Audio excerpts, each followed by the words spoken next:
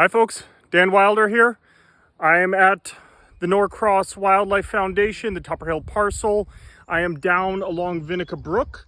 You can see one of the impoundments here, and Vinica Brook itself flows along down that way.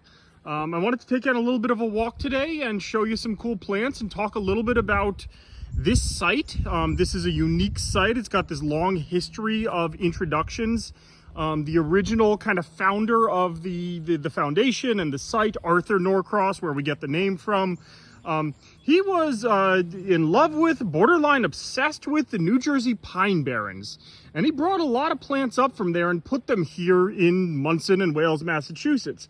And it explains some things, like the fact that we have Halesia diptera growing down here, as well as a variety of other unique species, some of which are native to Massachusetts, some of which are not.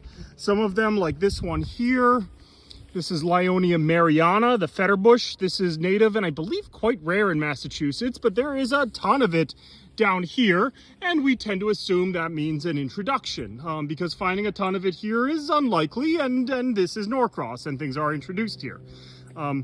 So at the moment, what I really wanted to do is to talk to you about a plant called Elytris farinosa, the white colic root, also known as unicorn root.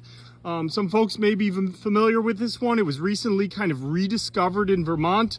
If you don't know what I'm talking about, check out some of the work of Vermont Natural Heritage. Some great people up there doing some really cool work. And here's the first little patch of it here. This is a species that is common, well, not common, but it's present in Massachusetts. It is a species that tends to grow in sand plains, and frankly, if you can't tell, we've got pitch pines, and despite the fact that this area has been somewhat manipulated, this is general sand plainy-ish, at least, soils. But what's kind of cool is you can see all of these colic roots, unicorn roots, come on, there we go, that are appearing right here in the middle of the road here at Norcross. Another common sand plainy species, that's Baptisia tinctoria. I really like this one. I like it because I'm looking for lupins, and I tend to find lupins growing with that yellow wild indigo, and so I look for the indigo first and then go looking for lupins and other cool stuff. But what you notice here is that these unicorn roots are, for the most part, here in the center of my road.